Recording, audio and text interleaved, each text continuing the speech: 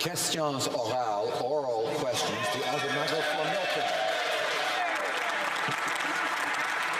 Mr. Speaker, for 2 months, the Prime Minister has been avoiding accountability and his involvement in the SNC-Lavalin corruption scandal, which has been engulfing his government now for months. Now he has indicated that he wishes to sue the Leader of the Opposition for the criticisms that the Leader made.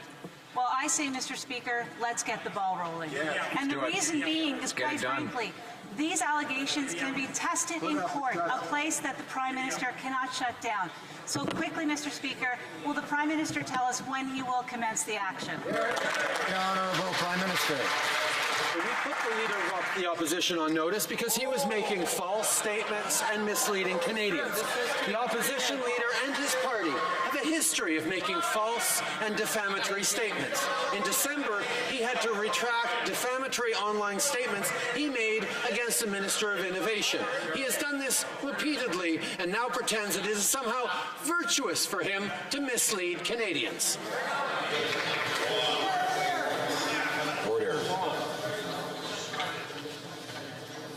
The honourable member for Milton. Thank you, Mr. Speaker. Well, I have a piece of paper, too. It's some misinformation that the Prime Minister actually gave, both during the election last time and most recent.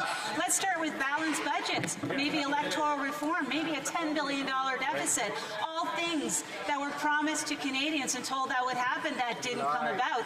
And then we have the most recent crucial issues. For example, the Prime Minister indicating that the former Attorney General never went to him about her concerns. We know that to be patently false, Mr. Speaker, so let's test this in court. When will the Prime Minister start this action? The Right Honourable Prime Minister. It's not the first time that the Conservative Leader and his party have misled Canadians with false and defamatory statements.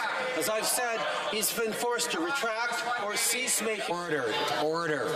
Order. The honourable member for Carleton will come to order.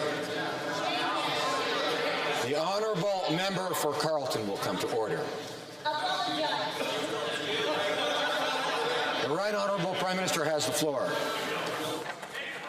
Mr. Speaker, as I've said, he's been forced to retract or cease making defamatory statements against members of our government repeatedly. The reason we put him on notice is because he's doing so again. Mr. Speaker, the members of the opposition shouldn't have to mislead Canadians in order to make political points. They should stick to the facts. That's what Canadians deserve. For Milton.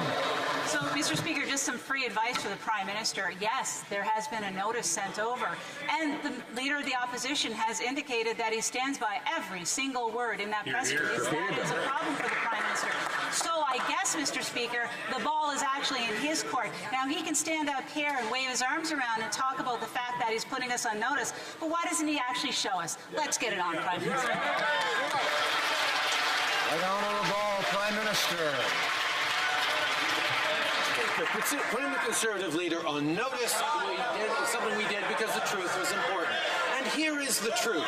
After being asked directly to condemn white supremacists yesterday, the Leader of the Opposition... Order.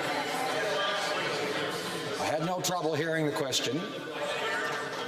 I should be able to hear the answer equally well. Order.